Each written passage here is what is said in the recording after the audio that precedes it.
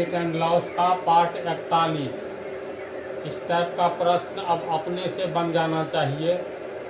किसी वस्तु को 21 रुपया 60 पैसा में बेचने से 10% की हानि होती है। इस पर 20% लाभ कमाने के लिए इसका विक्रय मूल्य क्या होगा, यानी कितना में बेचेंगे। हिसाब को समझा। किसी वस्तु को 21.6 रुपया में बेचते हैं तो 10% की हानि होती है। इस पर 20% लाभ कमाने के लिए इसका विक्रय मूल्य क्या होगा, यानी कितना में बेचना होगा। तो अभी कितना में बेच रहे हैं, किसी वस्तु को 21 रुपया 60 पैसा में बेचने से, यानी प्रश्न से वस्तु का विक्रय मूल्य अभी कितना है।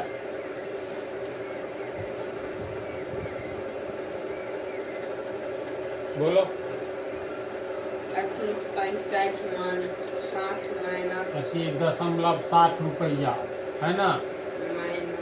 इस पर हानि कितनी होती है, 10%।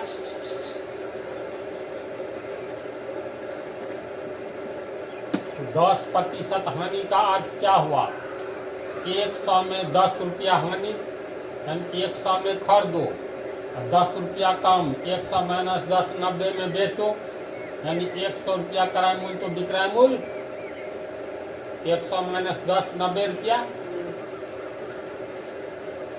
क्योंकि विक्रय मूल्य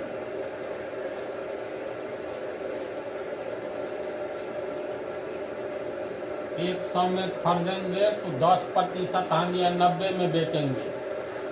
10% हानि का अर्थ हो गया 100 रुपया में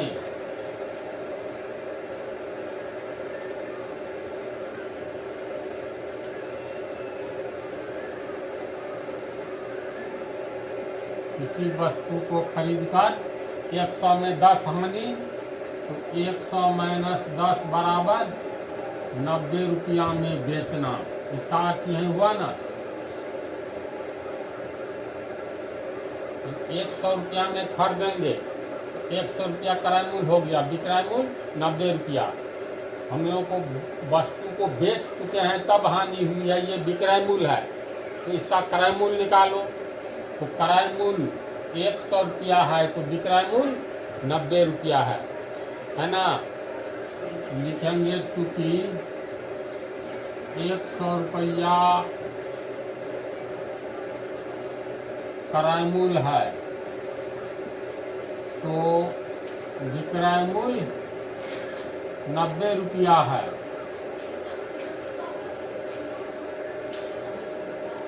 क्रय मूल्य निकालना है, यानी जो निकालना रहता है इसको दाईं ओर देंगे।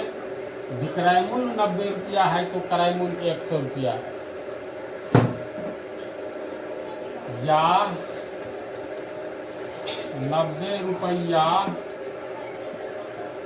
विक्रय मूल्य है तो क्रय मूल्य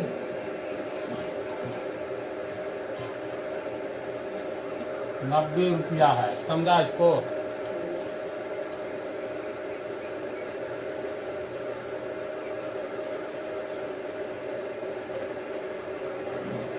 नहीं, गलत है। गलत हो।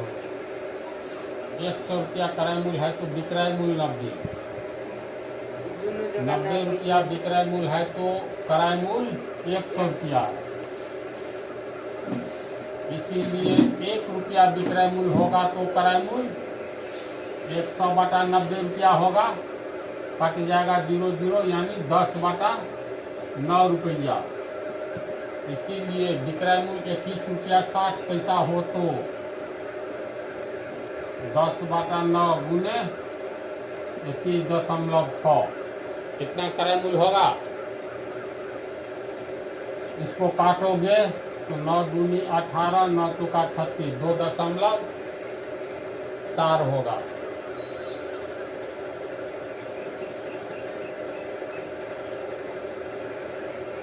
2.4 को 10 से गुना करेंगे तो 24 रुपया होगा। यानी वस्तु को कितना में खरीदे थे? 24 रुपया में खरीदे थे, 21 रुपया 60 पैसा में बेचे, अर्थात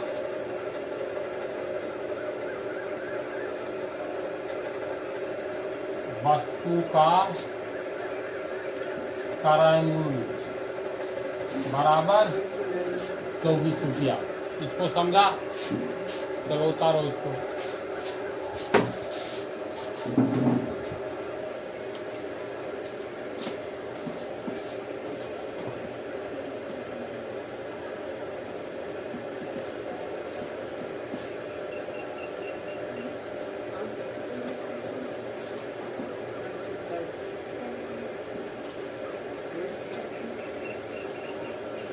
अब देखो वस्तु का क्रय मूल्य निकल गया है।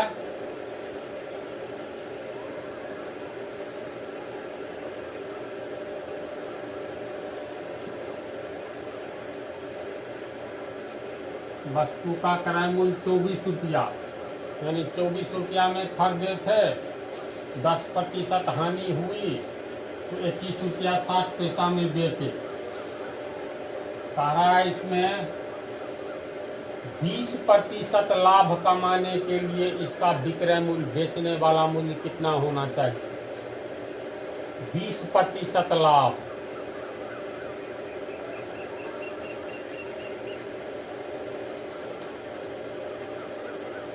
अब वस्तु को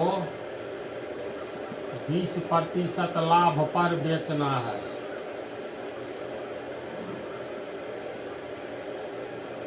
यानी 100 रुपया में 20 रुपया लाभ लेना है तो 24 रुपया में कितना लेना? डायरेक्ट भी निकाल सकते हैं। इसीलिए वस्तु का विक्रय मूल्य बोलो कितना होगा? कितना में खरीदे थे तो क्रय मूल्य प्लस लाभ। क्रय मूल्य कितना है? 24 रुपया, और 24 रुपया का 20% बेनिफिट निकालेंगे तो 24 रुपये का 20%, तो 24 रुपया जो 24 गुने 20/100 कट करके हो गया 5, तो 24 प्लस 24/5 रुपया, 24 पंचे 120 जोड़ 24, 144/5 रुपया। कितना होगा? 5 दूनी 10, 4 5 8 40, 4 5 8 40, 28 रुपया 80 पैसा। समझा कैसे? इस टाइप का बन जाएगा। अब चलो उतारो और अगला लिखो।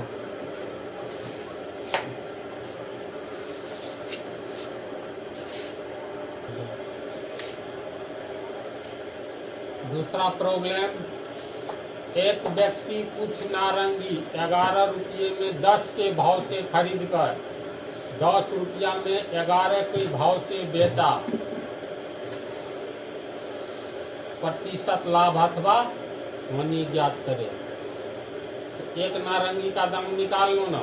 एक व्यक्ति कुछ नारंगी 11 रुपया में 10 के भाव से खरीद कर 10 रुपया में 11 के भाव से बेचा, तो प्रतिशत लाभ अथवा हानि निकाले।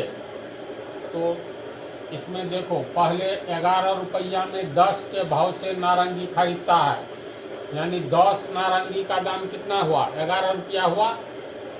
वन जी प्रश्न से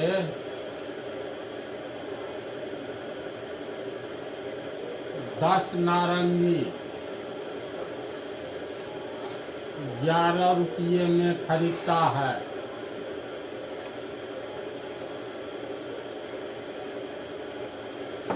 यही न है। इसीलिए एक नारंगी 11/10 रुपये में खरीदता है, खरीदेगा।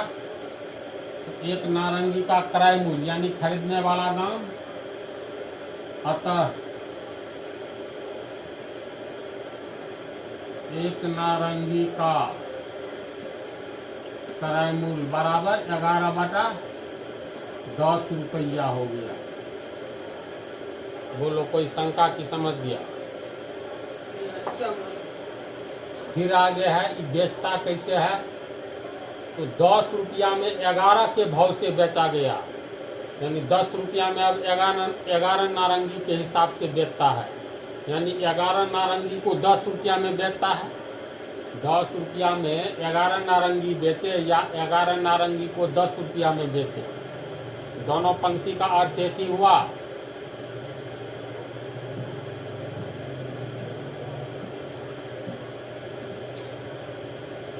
दस रुपया में 11 के भाव से पुनः 11 नारंगी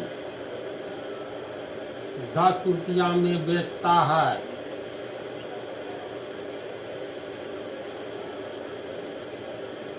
इसीलिए एक नारंगी कितना में बेचेगा? 10/11 रुपया में बेचेगा। अतः एक नारंगी का विक्रय मूल्य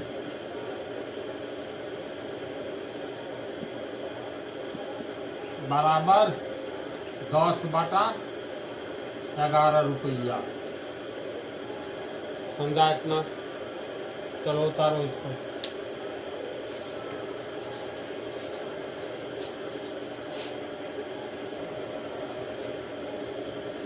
एक नारंगी का क्रय मूल्य निकल गया है, यानी एक नारंगी को कितना में खरीदे हैं और एक नारंगी को कितना में बेचे हैं, तो इससे घाटा या फायदा पता चल जाएगा ना। देखो, एक नारंगी का क्रय मूल्य है 11/10 रुपया।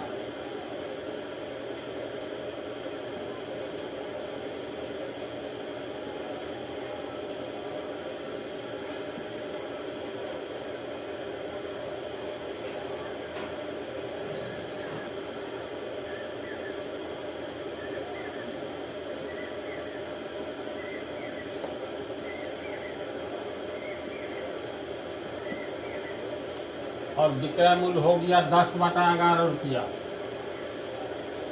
चलो बोलो कौन सा रुपया अधिक है? एक नारंगी को बेचे वो रुपया अधिक है कि नारंगी को खरीदने वाला रुपया अधिक है? इस पर सोचो तो। रुपया अधिक है। हाँ, एक नारंगी को 11/10 रुपया में खरीदने वाला ये अधिक है। इसका मतलब एक नारंगी को खरीदने में अधिक पैसा लगा है, बेचे हैं कम में, तो लाभ होगा कि हानि होगी? इसमें हानि होगी। इसका मतलब हानि जितना में खरीदे हैं उसमें से घटा दो, बेचे हैं कितना में, तब हानि निकल जाएगा। इसलिए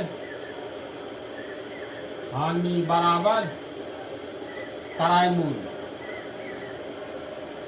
जितना में खरीदे हैं कम में बेचे हैं, क्रय मूल्य माइनस विक्रय मूल्य होगा। तो क्रय मूल्य कितना है? 11/10 रुपया। विक्रय मूल्य 10/11 रुपया। इसको हल करोगे 110, 11 को गुना करोगे 121,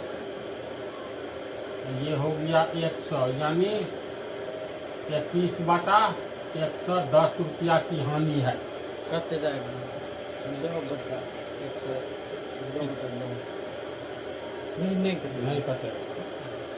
इतनी बात को समझा। हानि कब होती है? जब अधिक में खरीदो कम में बेचो। यहाँ खरीदने वाला रुपया है 11 रुपया को 10 भाग में बांटो, 1 रुपया 10 पैसा हुआ।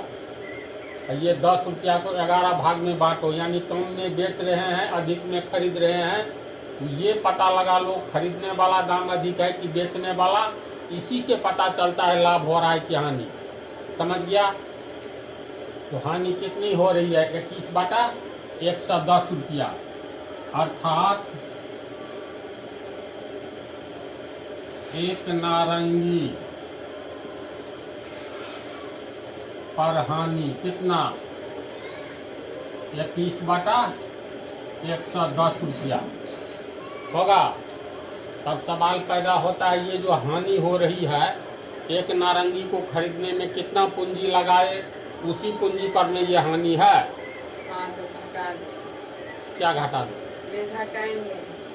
एक नारंगी जितने में खरीदने खरीदे में नारंगी 11/10 रुपया लगाया, जिसमें 21 रुपया 21/110 रुपया घाटा लग गया।